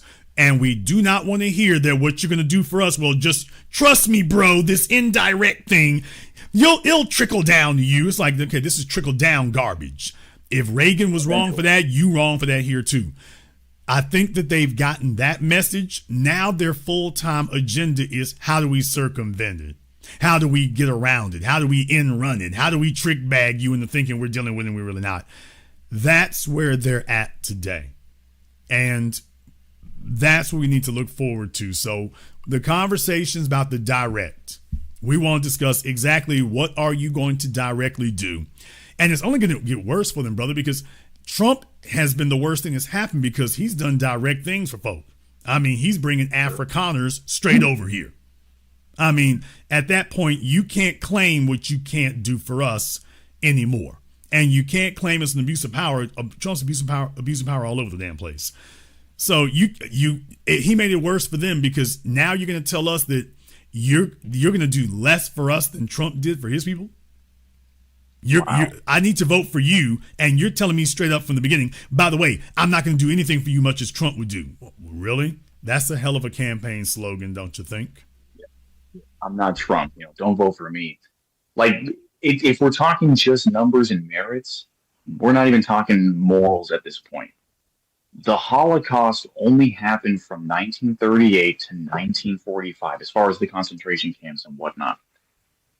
I'm not opposed to giving back, reparations for, Israelis and whatnot. Okay. But that's only 7 years. That's only 8 years. And yet we can't even put together a study group to then put together a survey to then put together for 250 at least. Obviously, we all know that it's probably closer to 400, but you know what I mean? Like, we can't even put together a study for 250 years. But we definitely, at the push of a button, we have enough for only something that happened for about 8 years. Again, I'm not saying that what they went through wasn't important also in history, but if we can do it for that group, I'm sure we can do it over here. I mean, look, if you can talk about adopting the National Jewish Holocaust Memorial's definition of anti-Semitism, if you can do that, you can damn well get the Freedmen's Bank back. They always talk about big government and government getting bigger. Isn't it amazing? Well, here's another government agency you can set up. You can do this. Isn't that amazing? All of a sudden, the Democrats become the advocates of smaller government. They love big government right until we show up. And there's the damn trick bag is, wait a minute, y'all, everybody was talking one kind of way till we show up, and all of a sudden it becomes what you can't do. So that's the reason why this got changed. And once again, I mean, like I say, I mean, there are just so many avenues you can deal with. There are so many avenues that you could actually deal with, which is why we've never been monolithic about that. Cut the check is simply telling you tangibles. Cut the check means tangibles, nothing symbolic, nothing indirect. We want concrete tangibles, like you're doing for literally everybody else except the ones who vote for you all the time. That's what the conversation needs to be centered on. And when you show up asking for the vote, now they understand we're going to start the conversation about them tangibles. Everywhere you go, the discussion is going to turn to tangibles. And if you attempt to evade it, you will go viral for attempting to do the same old trick bag. That's the point we wanted to get through, but don't be deceived. They could have made headway if they wanted to. We could talk about the Freedmen's Bank. We could talk about JP Morgan partnering with us. We could talk about a number of different, if you can get the investment banks to get together to bail out an investment bank, if you can put together programs for that, you could put together one for us. You damn sure could. If you can put together all these incubators for your white kids and startups in Silicon Valley, you can damn sure do that over here. So if it's not getting done, it isn't because you can't, because we already see you doing it. It's because you've decided, yeah, not for you. All right, well, you know what? Let Trump and the dogs have you. Let that happen. Let Gavin Newsom tax you into oblivion in California, and let Trump sit up here and threaten you all and indict you and this, that, and the other. And y'all go ahead and have a grand old time. But we're done playing this game with you. You heard us the first time. Every politician heard us the first damn time. And by the first time, I'm talking about 1902. They heard us the first time. So we're just going to show them we're not playing games with you anymore. That's it. That's all. I'll let you have the last word. I appreciate it, man. Like that's exactly right. Like 2025 has really proven to be such a great year in the way that how you say, this is good. Like all of these crazy moments that have happened have actually been such an eye opener to just show that, oh, so we can give $40 billion to this other country. Oh, we can give hundreds of billions of dollars to, oh, okay, sure. Well then again, what's the catchphrase? Cut the you know what I mean? So yeah, great broadcast. Again, have a great weekend. Thank you for giving us a call. Now, look, when you have a government agency, that government agency wants to keep itself in business. It wants to keep itself valid. That means that government agency begins advocating for itself and advocating for its purpose. We're sitting up here saying here, it's like, okay, there's a number of things you all could do, and we're just not playing along with you anymore. They play dumb, and we're just like, you know what? We're just going to go home. But we need everybody to understand that, hey, these people are not refusing to do our bidding because it's not feasible. They're refusing to do our bidding because they are the flip side of the Republican Party. And everything that they're doing is engineered towards stalling tactics. Let's go ahead and jump back over here on Zoom again. We got Brother Shakir up here on Zoom. What's on your mind, brother? Hi, Jason. Which was more tyrannical, the Third Reich or the peculiar institution? The peculiar institution. Slavery was far more pernicious, insidious, violent, devilish, whatever you would name. And let me explain to you very briefly why. Because this is not my opinion. It can't be my opinion. You know why? Because Nazi Germany learned what they did from America and antebellum slavery. Damn!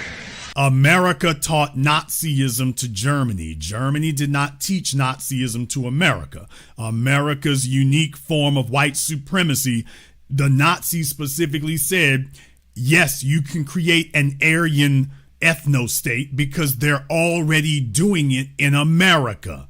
Joseph Goebbels and others specifically pointed to America as the prototype that, hey, of course you can make an Aryan ethno-state. There's already one in America. And that's when all the others follow. So they learned it from America. South Africa and everything else, they learned that from the U.S. So, no, sir, the U.S. is definitely the worst. It's the father that taught the other children. Okay, the reason why I brought it up is because during the Holocaust, not only were white Jews supposedly killed, but black people were also killed. And doesn't Germany owe us reparations too? But you never hear the Israelis or the American politicians bring up the number of black people that were over there that the third ranked also killed. But I've never heard anyone mention anything. Well, who would those black people be? Well, you know that the servicemen that were captured. Okay. Some of them were thrown in concentration camps. That's not my opinion. That's very true. But of course, that's not going to hold up under international law because under warfare, Germany has a right to defend itself and do whatever it's doing. So they have a right to wage war. There's just rules for that. So your servicemen, they are not citizens of Germany. They are not subjects of the German government. You see what I mean? So reparations is when a government does something it's not supposed to do to the people, to its own citizens or the people under its authority. But there were also black German citizens that were also put in those concentration camps. And those black German citizens would have to pursue that. So definitely it certainly is an issue that, Jewish interest, folks focused on that so much, it really sucked a lot of the oxygen out of the air for everyone else and got folks thinking those were the only ones. So you're absolutely right. You are absolutely dead on about that. That would be something for them to pursue, though, if they want to do so, if they want to do it, because once again, you're going to hit. They're a different type of Negro over there, brother. They're a different type of Negro. Anybody who's talked to a black person in Germany, the majority of them actually are just immigrants today. But even if you could find one who was there during the Third Reich, they're a different type of Negro, bro. It's like talking to somebody from Holland or Switzerland. They're a different type, man. And one final point is just that I think the Israelis should be part of the reparations for FBAs too, because we were over there freeing them from the third rank, but they never mentioned the debt that is owed us, the Israelis, that they owe us. They don't even bring it up. It's like, it's like that woman, Shura. She said that the biggest threat is the young African Americans in the United States. Now, our ancestors helped free those people, and they don't even bring that up. They don't even acknowledge that. Yeah, definitely. As far as we're concerned, that is a conversation or something that, Jewish society has to understand that you can't just paint over those things. There's a lot that has happened here. And this is not about have there been a few Jewish people who have, helped black society in their own way or whatever. That's not the issue. The issue is in the modern context, we're looking at institutionalized things happening. And we could not help but notice that, by the way, we shouldn't have to say anything to them. You all should already be taking care of them and like, hey, back off our black brothers and sisters. That's not happening. So that's where it becomes ominous there. It becomes ominous when you see folks speaking against us like that, and we got nothing to do with what they're doing. This was before, October 7th. They're sitting up here speaking against us like that. It's like, wait a minute, where the hell did that come from? You're all the way over there in Israel. There's no black American population doing anything to you. So this is just you on some white supremacy. And we shouldn't have to say anything. We shouldn't have. So that right there is what creates an ominous overtone. If we were to bring that up with them, like you said, they would just paper over it. They would just paint over. They would talk about, well, what about what we helped you do in the 1960s? Goodman and Schwerner, and they'll bring all that argument up. To which the response is, well, that wasn't helping us, now was it? Well, I'll claim that it was. Okay, well, are you going to, was that helping us or was that helping yourselves? Because take a look at the end result. When you take a look at the end result, as far as who's making money and who's made socioeconomic progress, yeah, it worked out very, very well for you all. Well, I'm not begrudging that. What I'm saying is that, by the way, yeah, at the end of the civil rights movement, we were in a little better position and you were in a way better position. And I would like to say that it was limited to they didn't open doors for us, but there's a number of them locking doors and welding them shut. So there's the issue right there. And it's going to be very, very problematic to sell us on some of the stuff they're talking about doing without addressing these elephants in the room. We ain't got just one elephant. There's like a whole damn parade of white elephants sitting on the couch, sitting on the coffee table, sitting on the stove. So until they address that, these are not things that you're going to be able to sweep under the rug. And we're not going to just dismiss them because we're still being affected by them because it's still going on. So there's where the issue comes there. You're not going to be able to tell us this is a figment of our imagination and that we're focused on the wrong thing. No, that's not going to fly. Have a decent evening. Thank you very much for giving us a call tonight. We appreciate that. Yeah, like I say, for everybody here who's been involved, everybody who's touched bases with us and whatnot, the bottom line is, just telling us that we let bygones be bygones, ignore this or whatever. Dismissing our concerns is not an option anymore. For anybody and everybody, dismissing our concerns is not an option. You can't whine to us about white supremacy and then you run around talking about the model minority. You can't talk to us about white supremacy and what they shut you out of, and then you got Asian stores and Arab stores that shut us out all the time. This is a conversation that needs to happen.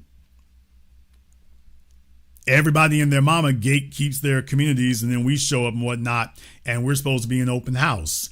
And these are issues that the civil rights generation went along with because they were desperate to be integrated. We, the children, are not so desperate. And therefore, some of these prior abuses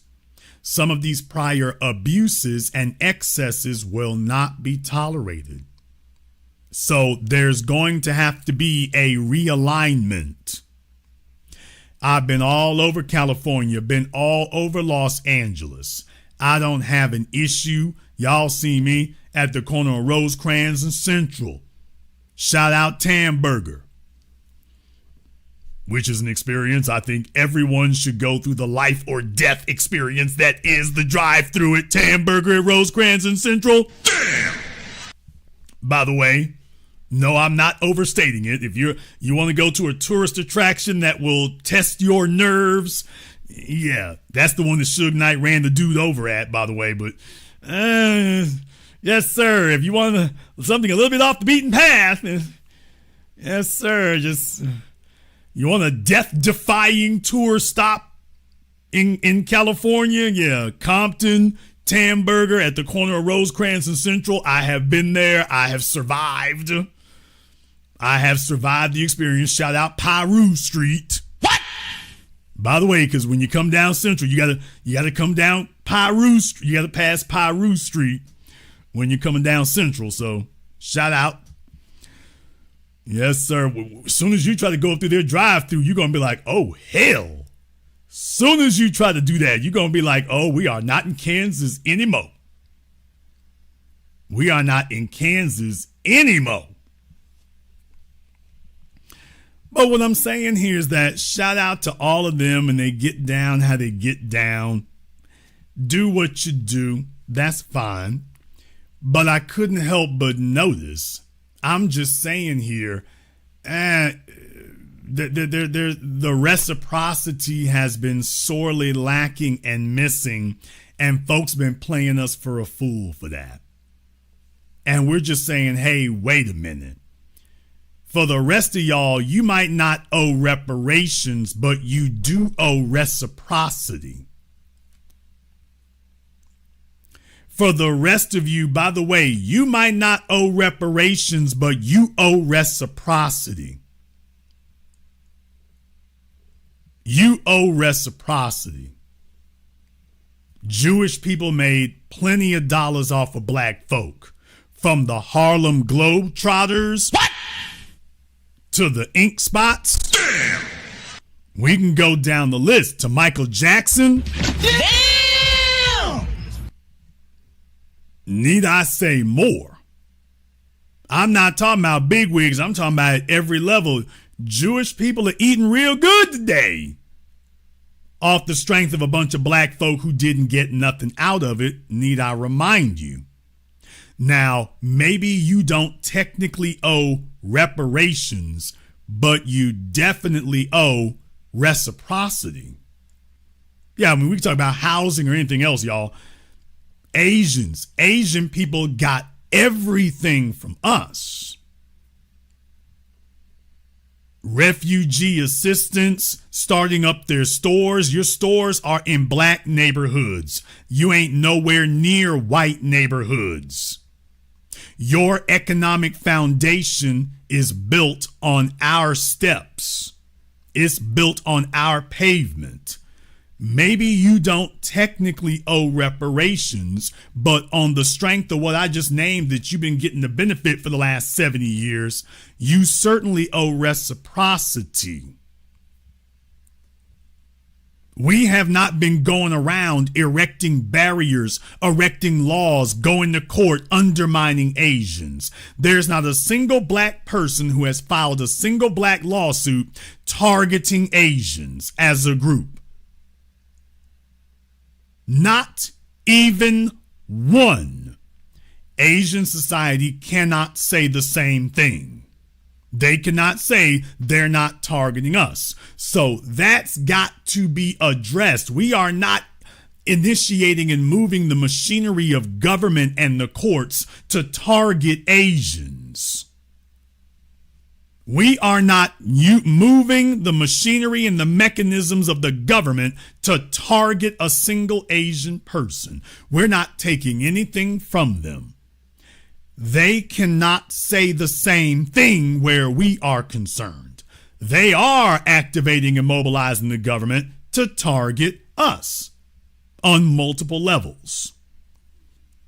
And so you may not technically owe reparations, but you do owe reciprocity on the strength of the fact that your economic foundation in America was built off the fact that we did not respond to you the way you've been treating us. Asians have never been shut out of anything by us. As a matter of fact, whites shut you all out. The only place you could make $1 was among us. You were not in white neighborhoods, and you were never set up in white neighborhoods. You made your dollars off of us and continue to do so to this very day. When you looking to start up or have a local business, you can't go among the Caucasians. They will not patronize you. And the only folk who do, as soon as you get your weight up, you start colluding with the Caucasians who would not give you the time of day. You start colluding with them. You may not technically owe reparations, but you do owe reciprocity. Been all up and down the West Coast, up there in Seattle. Once again, and by the way, we got plenty of black folk in Seattle. You got plenty of black folk in Seattle. You have a very large, prominent Asian population too. That's great. That's grand. That's wonderful. Do what you do. But I couldn't help but notice the reciprocity isn't there either. That's the part that's missing. So even for these other groups, you may not owe reparations, but you do owe reciprocity. And that's going to need to be addressed. That needs to be addressed. Before anybody can dap up and we cool, that's got to be addressed. This erecting all these barriers and whatnot, and we're going to get together with the white supremacists and undermine y'all on the sneak. There's where the issue is there. That's the problem right there. And also for the coons and the wannabe privileged Negroes. What? That's another thing there right there too. They were hoping that this was just going to be a temporary thing that would eventually fizzle out. I'm letting y'all know they got the memo, people. Ever since Trayvon Martin, we started marching and we have not stopped yet. They understand, they get it, they got it.